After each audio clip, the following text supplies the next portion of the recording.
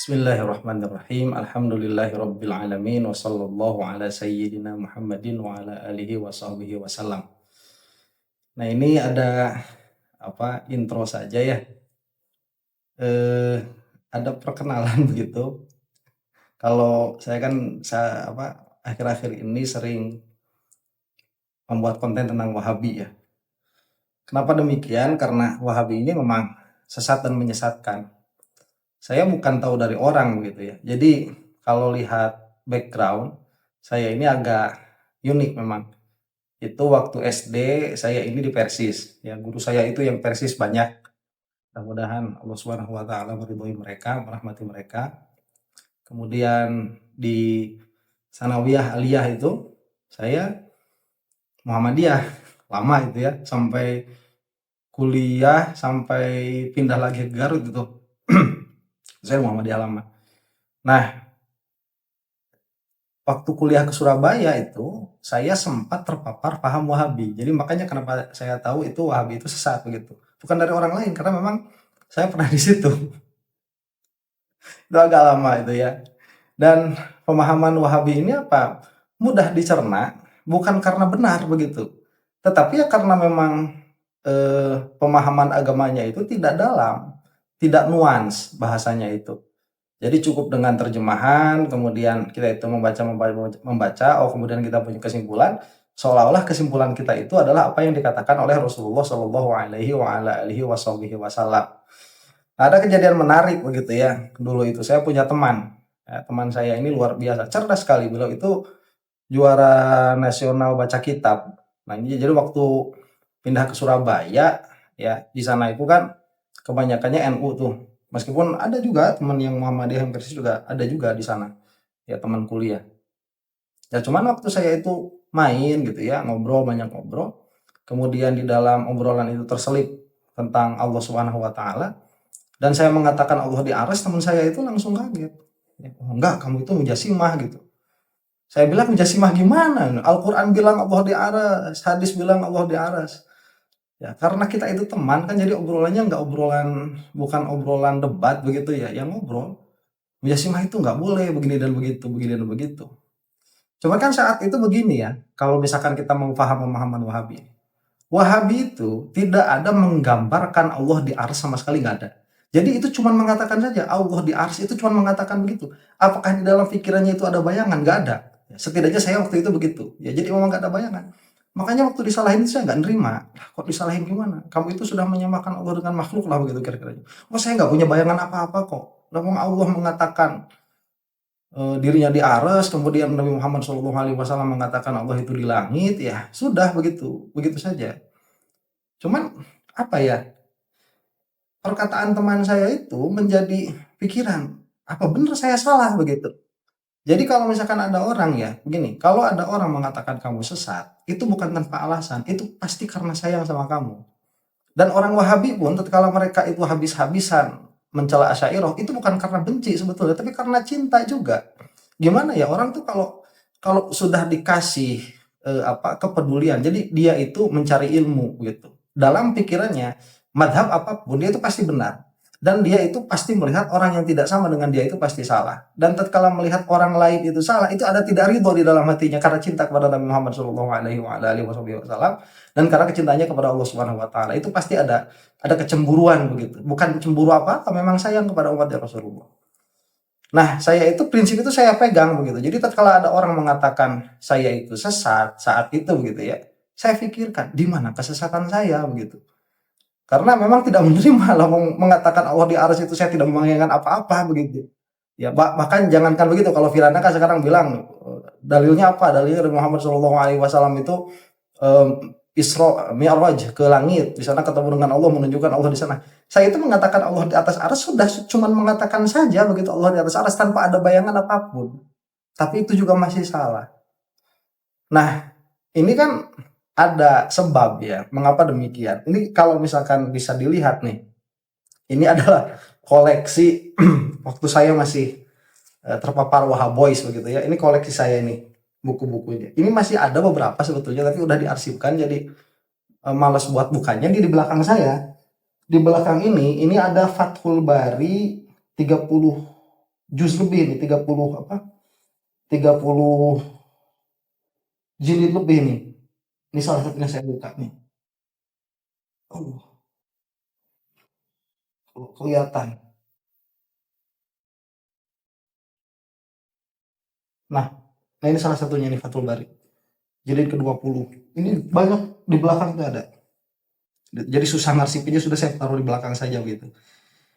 Maksud saya apa? Maksud saya begini ya, supaya supaya tahu bahwa eh, jangan bilang saya itu nggak gaul sama orang-orang Wahabi. Tabayun apa segala macam. Saya itu lama di dalamnya begitu. Ya, nggak jadi apa-apa. Cuman pemikirannya sama. Ini Fathul Bari itu Fathul Bari terjemahan. Ya, kalau yang ini yang asli, ini bahasa Arab nih. Tahqiqannya Arnaud. Beliau juga Wahabi juga ternyata. Tahqiqannya itu. Mau cari Fathul Bari yang tahqiqannya nggak ada Wahabi susah. Karena memang percetakan-percetakan udah dibeli mereka gitu. Jadi agak susah untuk mencari kitab-kitab yang seperti itu apalagi dengan kualitas yang bagus. Ini kalau ini terjemahan. Nah, saya tahu ini Wahabi dari mana setelah saya lihat ini memang ada apa ada percetakannya, percetakan apa ini? Pustaka Azam. Ya, Pustaka Azam ini rajin sekali menerjemahkan menerjemahkan buku-buku, menerjemahkan kitab-kitab. Tapi kalau kita bandingkan dengan Fathul Bari yang asli, jauh ini. Jauh ini. Ini penterjemahnya tidak berkualitas begitu ya. Ini nanti akan kita bahas lah kapan-kapan kalau ada waktu. Cuman ala kulli hal ini begini. Ini misalkan ya, saya dulu itu kan nggak kenal, kita itu nggak kenal tasawuf. Kenalnya itu apa? Akhlak ya, kenalnya akhlak atau paling banter disebutnya itu tazkiyatun nafs. Ini ada yang paling mending nih. Yang paling mending ini ada wadawa ya. Ada wadawa itu ini terjemahannya Ibnu Qayyim al-Jauziyah. Saya dulu waktu beli kitab ini nggak punya akses sama sekali kepada tulisan bahasa Arab. Ya, dan setelah punya akses kepada kitab, jauh sekali pengetahuan kita itu. Jadi kuncinya Islam itu di memahami bahasa Arab. Kalau bahasa Arab tidak paham, ya selamat gitu ya menemukan guru yang benar gitu. Karena susah memahami dengan benar itu susah. Ini ada dawa-dawa. Ya, saya tidak mengatakan ini Wahabi mutlakon ya karena yang mengarangnya juga Ibnu Qayyim, masa Ibnu Qayyim disebut Wahabi begitu. Cuman ini kan muridnya Ibnu Taimiyah. Ya, ini saya suka bukunya begitu. Dan seingat saya nggak ada masalah di dalamnya, seingat saya. Kemudian ini nih ini bukunya Utsaimin ya, Lautan Hikmah dari Kisah-Kisah Nyata dan Berharga. Dan seingat saya pun di sini tidak ada masalah begitu. Ini yang diuraikan oleh Syekh Utsaimin rahimahullah. Saya punya satu lagi Arba'in Nawawi, syarahnya Syekh Utsaimin juga, terjemahan juga. Cuman saya lupa lagi nyimpan karena sudah diarsipkan gitu. Kemudian ini ada Imam Az-Zahabi ya, dosa-dosa besar. Ini saya sampai sampai berhenti dulu itu lagi kredit mobil 3 biji, saya dulu masih pengusaha, itu sampai berhenti kredit mobil. Jadi ada saya masih punya kredit, ini di sini ada dosa riba begitu. Kemudian saya sampai putus putus dibalikin ke bank, mobilnya itu. Jadi bukan bukan karena nggak ada bayar kan sebetulnya, apalagi kalau misalkan cicilannya itu tinggal 5 bulan, tinggal 6 bulan, itu kan bisa over kredit tuh. Cuman waktu itu pikirannya gini, kalau over kredit kan berarti memindahkan dosa kepada orang lain ya. Udahlah kita tobat aja begitu. Nah itu saya kalau udah kenalnya sama si Ali Jumah itu gak bakal dibalikin. Cuman karena kenalnya sama Salafi ya begitulah ya. Kemudian di sini ada nih buku putih Syekh Abdul Qadir Al-Jilani ya. Ini buku putih Syekh Abdul Qadir Al-Jilani. Di sini pengatainya Syekh Abdul Qadir Al-Jilani, tapi di dalamnya itu ada tauhid rububiyah, asma wa sifat dan lain sebagainya. Nah ini ya yang banyak dibully di YouTube. Sudah wafat beliau itu ya. Ya mudah-mudahan diampuni oleh Allah Subhanahu wa taala. Syekh Yazid bin Abdul Qadir Jawas ini, Syarah Akidah Ahlussunnah wal Jamaah. Ya. Ya itu beliau itu. Mudah-mudahan Allah rahmati beliau ya, dilapangkan di kuburannya. Ya cuman kalau perkataannya salah semua, enggak semua ya 90% tentang akidah itu salah begitu. Ini Syarah Akidah nih. Yazid bin Abdul Qadir Jawas. Kemudian ini yang paling tebal. Allah. Yang paling tebal nih. Fathul Majid. Fathul Majid syarahnya Kitab Tauhid. Kalau ini ya imamnya itu Imam Muhammad bin Abdul Wahhab. Jadi kalau dibuka aneh ya. Beda sekali dengan Asy'ariyah Maturidiyah itu. Jadi membahas tauhid kok yang dibahasnya itu tentang apa? Ziarah kubur, kemudian tentang ruqyah, kemudian memakai kalung dan lain sebagainya. Jadi perbedaannya antara Wahabi dan Asy'ariyah itu, kalau Wahabi memasukkan amalan itu kepada tauhid. Nah, akhirnya orang-orang yang amalannya itu tidak sama dengan mereka, mereka kata syirik ya. Jadi tawasulan itu musyrik dan lain sebagainya. Nah, ala kulli halin ya, ini apa bukti ya. Saya ini ya mau percaya mau enggak lah begitu. Cuma tahu kalau teman-teman saya tahu. Saya ini alhamdulillah ya oleh Allah Subhanahu wa taala itu dikasih pengalaman untuk tahu dengan betul kelompok ini bagaimana, kelompok itu bagaimana. Dan akhirnya perlabuhan saya yang terakhir itu di Asy'ariyah Maturidiyah dalam tauhid dan Syafi'iyah di dalam fikih. Meskipun di dalam prakteknya memang tidak bisa 100% Syafi'iyah begitu karena sulit apalagi di dalam bab muamalah ya jual beli. Nah, apa yang saya maksud dari video ini? Yang saya maksud dari video ini, tatkala kita ini memiliki akses terbatas terhadap bahasa agama kita yaitu bahasa Arab, ya jangan salahkan siapa-siapa kalau misalkan kita itu dengan mudah dikatakan, "Oh ini dari nabi, oh ini dari rasul, oh Allah berkata begini, Allah berkata begitu." Ya, padahal itu semuanya adalah tipuan.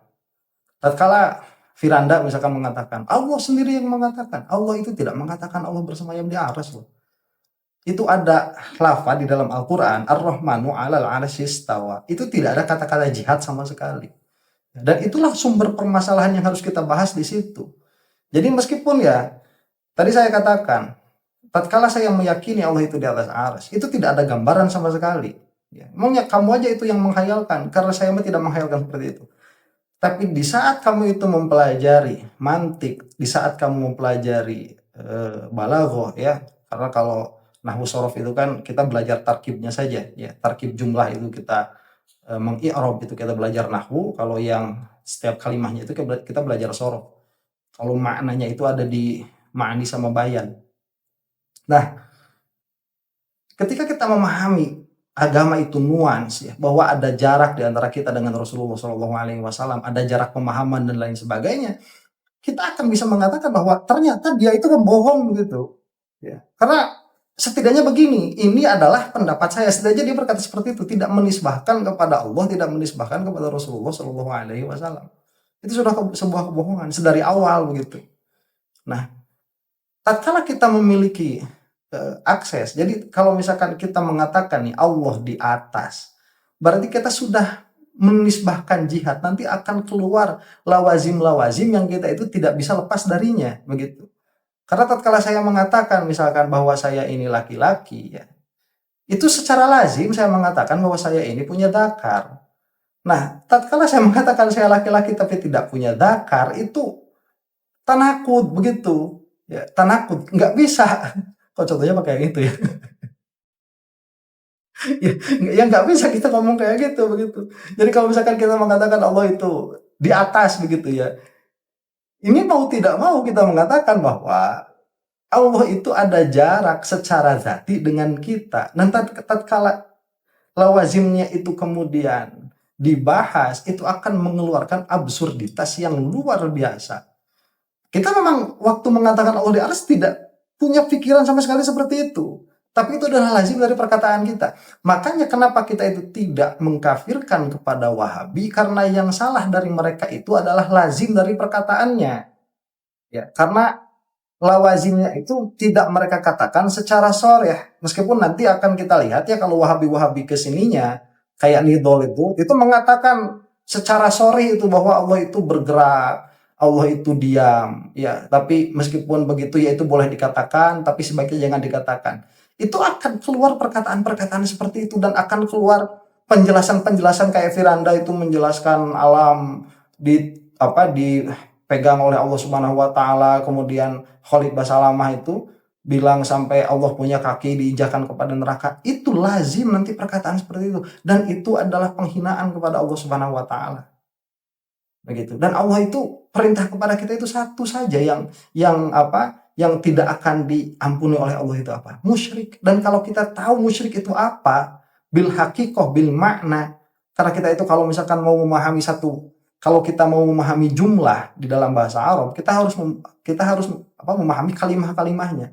Dan untuk memahami kalimah-kalimahnya itu ada istiqaq sughra, ada istiqaq kubro. Dan kalau kita nanti melihat kepada makna dari suatu kalimah, itu dalalahnya itu ada dalalah wadaiyah, ada dalalah istilzam dan lain sebagainya. Itu banyak sekali yang harus kita pelajari. Kalau memang kita mau belajar begitu, supaya tidak tertipu oleh fitnah dari Nejed ini, ya. Jadi ya itulah ya isi kontennya begitu. Ini apa nggak saya bakar ya buku-bukunya karena biar jadi pengingat lah betapa besar nikmat Allah Subhanahu wa taala itu yang kita minta husnul khotimah ada di dalam penutupan yang baik begitu. Mudah-mudahan kita semua dirahmati oleh Allah Subhanahu wa taala. Wallahu taala alam bisawab. Apabila ada waktu nanti insya Allah kita buka satu, kalau ada minat begitu ya, kita buka satu-satu nih, kita bandingkan nih apa bedanya kita dengan mereka secara mendasar begitu. Wasikum wa ya Allah. Assalamualaikum warahmatullahi taala wabarakatuh.